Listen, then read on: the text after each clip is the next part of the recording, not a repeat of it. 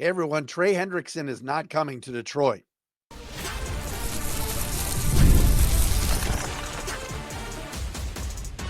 You are Locked On Lions, your daily Detroit Lions podcast. Part of the Locked On Podcast Network, your team every day. What's good, everybody? Matt Derry with you. It is Locked On Lions for a Thursday edition. Locked On Podcast Network, your team every day. Today is Thursday, March 6th into Friday, March 7th. Thank you for making us your first listen.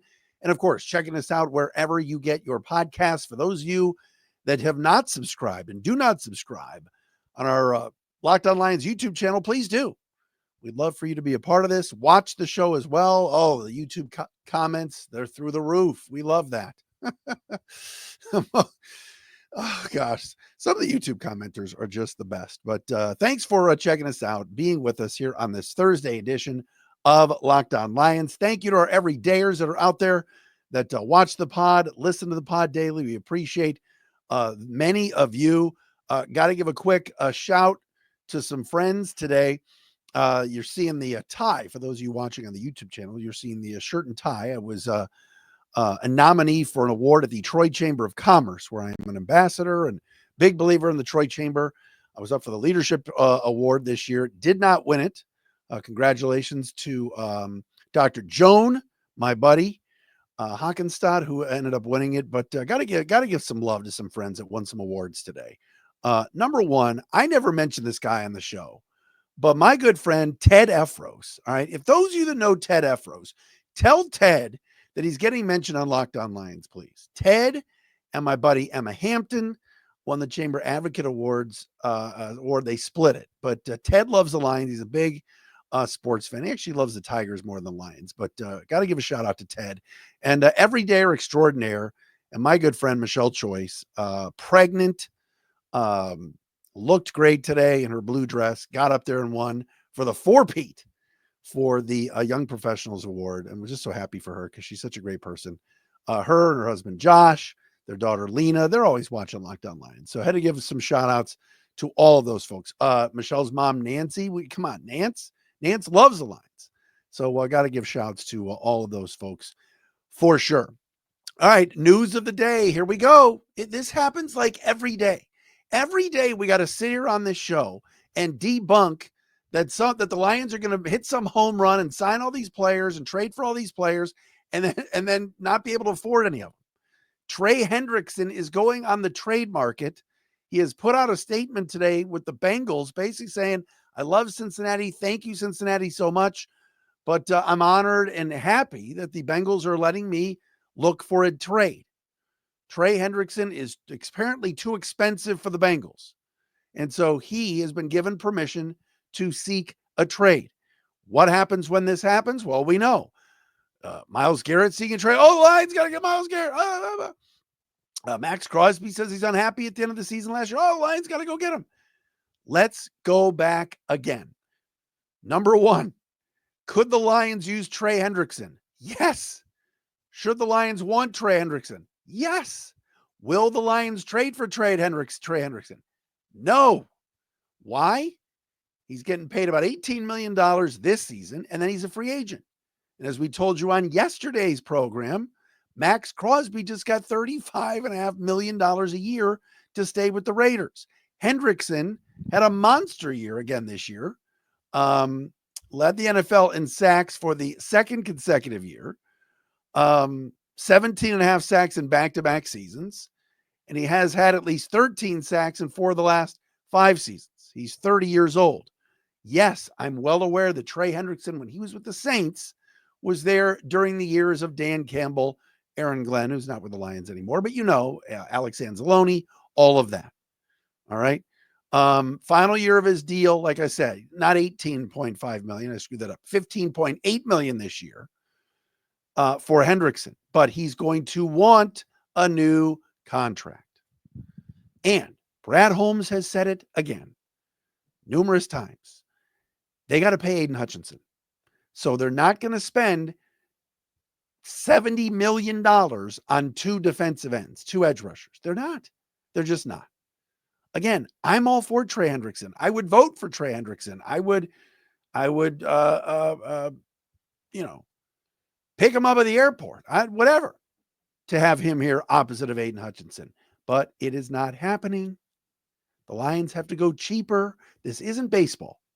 See, that's the biggest thing. The NFL is king. We all love football. We're all Lions fans. We're all watching or listening to this podcast because of our love for the Detroit Lions. All right. That's just the way we are. But this league is put together a certain way so that all of these teams, by the way, I didn't turn my other light on here. Hang on. We got to do this. Stuff's flying here. All of these teams are going to be in the same, category. They're all going to have a level playing field. There's going to be a level playing field when it comes to the NFL. This is not baseball, where a team like the Los Angeles Dodgers can have a $300 to $400 million payroll, and your Detroit Tigers or my Cleveland Guardians can be in the high 90s or 100 for payroll. All right. So in baseball, yes, Yankees want a player. Yeah, Dodgers want a player. They can go get him. They can sign as many of these guys and spend as much money as possible. There's a luxury tax and all of this. Not in the NFL. You've got to be smart with where you are with the salary cap in terms of how you spend, and you can't abuse it. This isn't like the 1997, 96, 97 Red Wings that when they needed a player added to it and spent more than other teams. So while we're sitting here today going, ooh, Trey Hendrickson. Yes, of course you'd want him. And I don't know, will Brad Holmes make a trade for a guy on a 1-year deal, bring him in and go for it and pay him $16 million this year, but then go, that's it. Right? ESPN had reported last week at the Combine that the Lions were pursuing Myles Garrett at the trade deadline this past year, but they're not pursuing him now because they know maybe last year they were pursuing him thinking we got him, we'll get him for this year and the next couple of years, and then he has to go. We have to let him walk because we can't afford, we're not paying Hutchinson 35, Garrett 35 or whatever. Let's say Garrett gets 35 and Hutch gets 30. I know that Aiden Hutchinson's coming off a massive injury, and I'm well aware he might not be the same player. But they're not going to spend that kind of cash on 2 edge rushers. I think that this organization believes that they've got to re-sign and re-up guys on their current roster, right? I mean, Hutchinson's going to have to get paid. Kirby Joseph's going to have to get paid. Brian Branch is going to have to get paid. Sam Laporta is going to have to get paid. Jahmyr Gibbs is going to have to get paid. Who am I forgetting? Right? So Lee McNeil got paid. Jack Campbell's another guy down the road. Really good football player. Made the PFF top 101, which Jared Goff got snubbed off of that list, which we will talk about coming up here on Locked On Lions. But you catch what I'm trying to say. I think Trey Hendrickson would be awesome. He's got Dan Campbell ties. But for what he's going to want after this season, unless the Lions decided to franchise tag him, which still would be a lot of money, I don't see this happening. I think the Lions are going to, I'm saying they're going bargain basement, but we talked about it yesterday. They're going to be signing some players that they're not going to have to spend $30 million on. They're going to be in the 6, 7, 8, 9, 10 range per year, millions of dollars, because of how the roster is. When you're young and you're good, you want to keep everybody. And the Lions have been great so far in retaining their own players. Penei Sewell got a long-term deal. Amon-Ra St. Brown got a long-term deal. Your quarterback makes $50 million a year. Lee McNeil got paid. Taylor Decker just recently got paid. They're going to need to re-up Carlton Davis. It's their best corner. Zeitler's not going to take another 1-year, $6 million deal. I can tell you that. It's only so much money to go around. This is why, and I know the Bengals are a little bit of a joke. All right. But this is why the Bengals lose players. Some of it they're not willing to spend, like I think Sheila is, but they're very choosy with how they do it. But again, they can't bring back everybody. And they're franchise tagging T. Higgins and now letting Hendrickson at least pursue something else, unless they can come up with something creative to keep him. All right. It's a Thursday Locked On Lions right here on the Locked On Podcast Network, your team every day. Coming up next, yes, a list I saw today of 101 players, the best 101 players from my friends at Pro Football Focus, PFF. Love PFF. Jared Goff is not on it. I don't get it. He was a top 5 finalist for the MVP, but he's not on the top 101 list in the NFL. We'll tell you who is coming up next.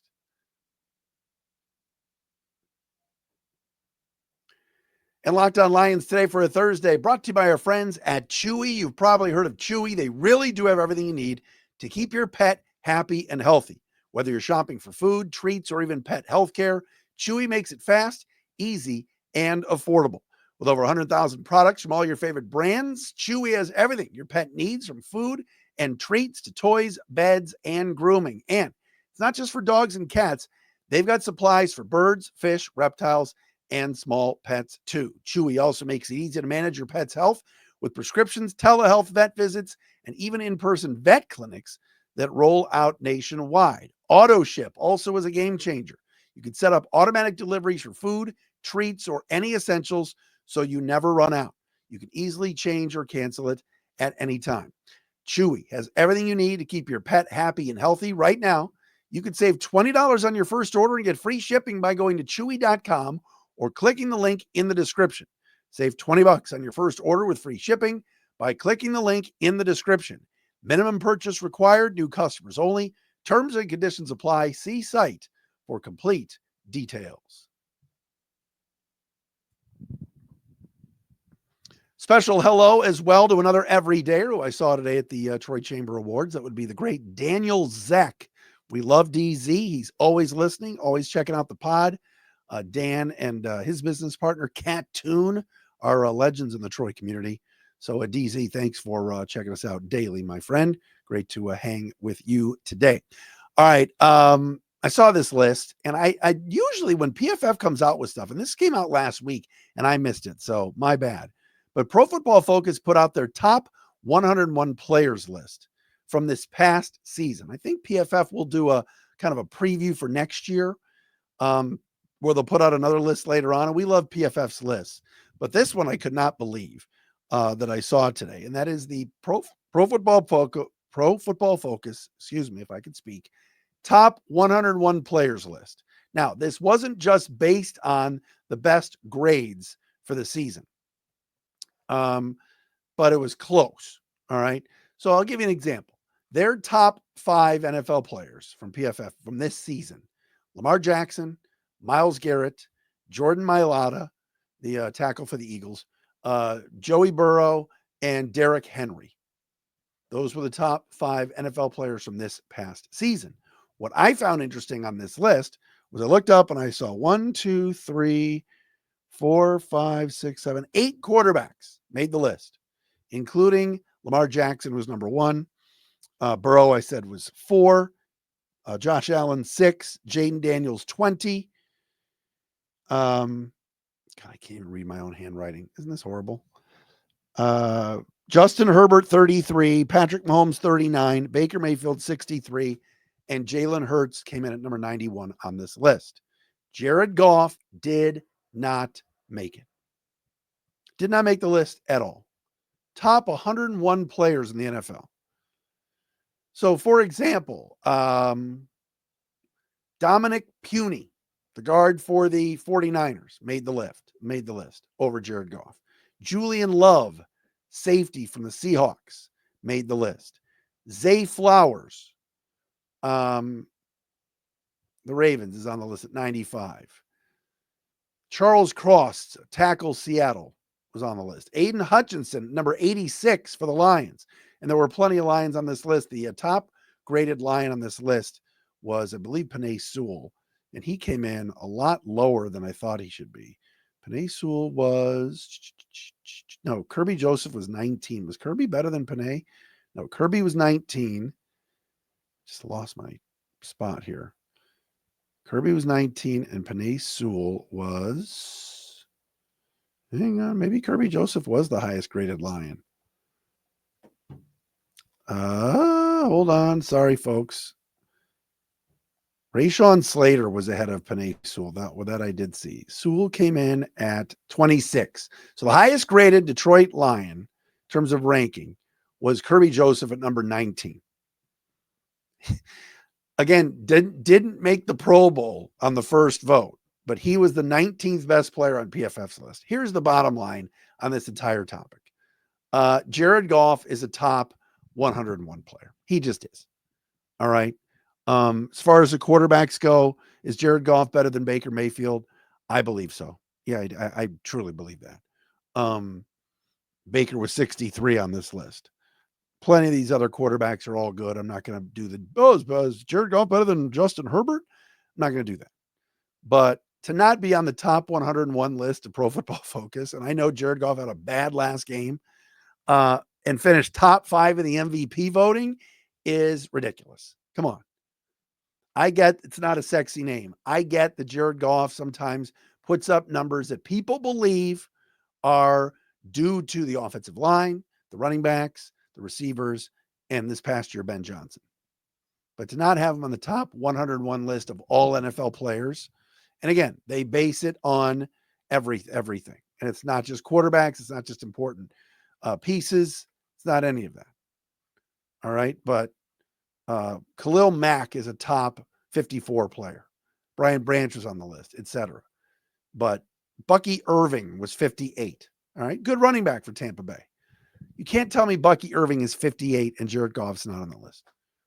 Goff is excellent and is going to be here for a long time and led this football team at the most important position on the field to 15 wins. They're sitting in Cleveland right now with no quarterback, talking about bringing Joe Flacco back.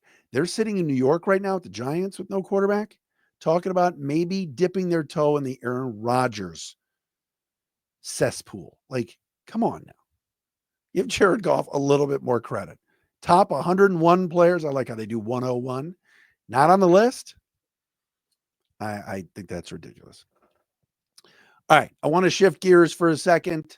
Another player is asking for a trade, and that is DK Metcalf, the wide receiver for the Seattle Seahawks. Again, every single time a really good football player, and DK's excellent, asks for a trade, seeks a trade, sounds like the Seahawks are looking to deal him. The Lions always come up because the Detroit Lions are going for it. The Lions are a contender, and people want to come here. DK Metcalf, of course, is on the last year of his deal, but is looking for $30 million a year at the wide receiver position come next season. The Seahawks want a first-round pick and reportedly a third-round pick, according to Diana Rossini of The Athletic. The Detroit Lions right now have Jamison Williams, and they're dealing with his fifth-year option. They've got Amon-Ra St. Brown. They want to keep J-Mo around. If you heard Scotty Montgomery talk at the Combine, I think he was talking to Justin Rogers or Burkett, one of those two guys. Scotty Montgomery is so excited for J-Mo for next year. So excited. So you're not trading for DK Metcalf. I have Lions fans hit me up on social media. Diesel, we're trading for, what about DK? No. Jamison Williams is going to be making, if they pick up his fifth-year option, $20 million next year, or the year after next. Amon-Ra's already making close to 30. DK wants 30. And you're going to give up a first and third round pick for a wide receiver? Again, Brad Holmes is either going to re-sign Tim Patrick or find someone else to be his number 3. I don't see the Lions adding DK Metcalf. He's a great player. Size, speed, never seen a receiver built like him. And I know people compare him to Calvin Johnson. DK is just, my gosh, he's a tank. But are the Lions going to add him? No, they're not. That would not be fiscally responsible. Would I want the Lions to grab him for this season and put him on that offense and help out John Morton, the new offensive coordinator? Sure. Is it feasible? No. And Brad Holmes loves the draft. Brad Holmes loves the draft. Loves the slop. Eats the slop. That's a Seinfeld reference. I don't think he's trading first or third for DK Metcalf. I don't see that happening. So, but again, I would take him, but it's not feasible. It's not. When you're good like this and you've been good for 2.5 years like the Lions have, you're going to have to keep your own guys. And there's too many. You're not going out and that's fantasy football, making a trade like that. They got other issues and other places to spend their money and figure it out. And Monday, when we find out what the Lions are starting to do in free agency, when the legal tampering period is underway, names are going to be flying early. I think it's at noon, maybe. I don't see the Lions immediately jumping into some of the bigger free agents. I don't. Maybe later in the afternoon. Remember they signed DJ Reader. I think it was the third or fourth day of free agency last year to bring him in for a physical, make sure he was okay. And then they gave him that 2-year, what was it? $18.5 million or $30 million deal, whatever it was. All right. Coming up next, a note about television, which I think is very, very interesting and something that I saw today in one of the local newspapers. We will get into that coming up next, right here on Locked On Lions. And a reminder, folks, Red Wings play tonight down at the LCA. And don't forget, following the game, Jake Riepma will be on Locked On Sports Detroit, live and direct on YouTube for the postcast. Anytime a Detroit team plays, Tigers, Wings, Lions, Pistons, Jake is on with a live broadcast on Locked On Sports Detroit. So check it out on YouTube and wherever you get your podcasts. All right, so the other day I referenced an article by Carlos Monarez in the Free Press, which I thought was simply one of the worst articles I've ever read.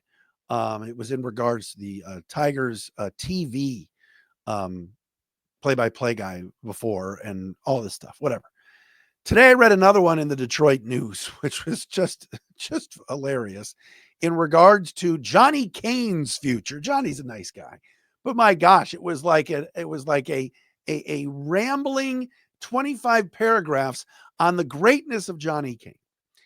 And in that article, I'm not even going to comment on the article, whatever. It's a guy writing about his friend. And that's kind of what journalism in Detroit has become, unfortunately. Write about your friends. Never mind. I'm going to keep my mouth shut. So, but something in the article was intriguing, and that was that the Tigers are hiring an in-house sideline reporter / host to go along with Daniela Bruce, who the Tigers already employed for in-game stuff and radio stuff. They're bringing her on and they want to hire somebody else. So they're not hiring. It doesn't sound like they're bringing back Trevor Thompson. I love Trev, Johnny Kane, or anybody like that. But in the article today, it made a comment about FanDuel Sports Detroit, or whatever it's called. They change the name every 5 minutes, and how eventually one day, maybe the Tigers are going to have to take in the broadcast in-house along with the Red Wings, and the Illiches would have a network, and maybe the Pistons would latch on. That's never happening. That's not happening. Can I tell you that right now? The Detroit Pistons will do their own thing before they latch on with the Illiches. It's already bad enough that the Pistons are renters and don't have their own building. Whatever, they're back in Detroit and that's what they wanted, but that's not going to happen. But here's what has to do with the Lions and why you're watching Locked On Lions. The NFL only has 18 weeks and they only play 17 games. And eventually maybe they'll play 18. But man, what a difference these sports are and why the NFL just reigns supreme. All right. Some of you complain and go, man, I can't watch the Thursday Amazon games. I don't have Amazon Prime or whatever. And some of you go, man, playoffs, and there was some games on Peacock, or there were some games on Netflix, or NFL Network, which I might not have on my cable, or whatever, okay? And now everybody has streaming services and everything else. But you know where to find the games, and you know that for the most part, the Detroit Lions are going to play on Fox, or CBS, or NBC, or for Monday night games, ABC and ESPN. And it amazes me that these hockey teams, basketball teams, and baseball teams, it's a giant cluster on where these games are going to be coming up soon. Because for years we had Fox Sports Detroit, then it was Bally Sports Detroit, and the John Keatings of the world on the pregame, and Mickey and all these guys. Right, we knew where to find the games, and it's going to be coming up soon where it's going to be very confusing on where you're going to find the games for the Lions. Preseason games, Fox 2, right? Regular season games, the networks I just mentioned. And the NFL's got it down to a science. Yes, they're going to make you pay for Netflix games, Amazon games, and all of that. But you're going to know where it is. You're going to know who the announcers are. The Tigers play in a few weeks. I think it's 3 weeks from today they open the season. And we're sitting here reading articles in the paper about, we're not sure the host is yet for the studio show. And we're not sure that the West Coast games they're even going to have studio shows. Could you imagine if the NFL goes, we're just not going to, there's some weeks we're not going to do studio show. Like, what? No. NFL, it just goes to show. And I know the NFL Network had some budget cuts, and Andrew Siciliano, our good friend here on the pod, was let go for budget reasons, the NFL Network and everything else. But it is just incredible to me how good the NFL TV deal is. And to be honest, the NBA national deal is going to be pretty good next year with Amazon and NBC and all of that. Unfortunately, TNT and Barkley and those guys are going to be gone. But my point is that this stuff never happens in the NFL. They always have it down. Roger Goodell could get booed at the draft, and people could think this and think that. And there's too many games being shipped overseas and all that. Bottom line is, when it comes to following your teams and where you find content and the games, you know where to go. There's no questions about it. And these other teams in town, and I'm a Pistons fan. You guys know my work with the Pistons. I'm loving what they're doing this year. But not knowing that maybe next year you're not going to know where to find the games, and maybe you're going to have to buy a streaming service for a Pistons network that they may have to do in-house. It's crazy how that times have changed there. All right, we are back again tomorrow with another episode of Locked On Lions, chasing down a guest for tomorrow, which we will bring to you. Thanks for checking us out wherever you get your podcasts, everybody. We'll do a Friday edition tomorrow.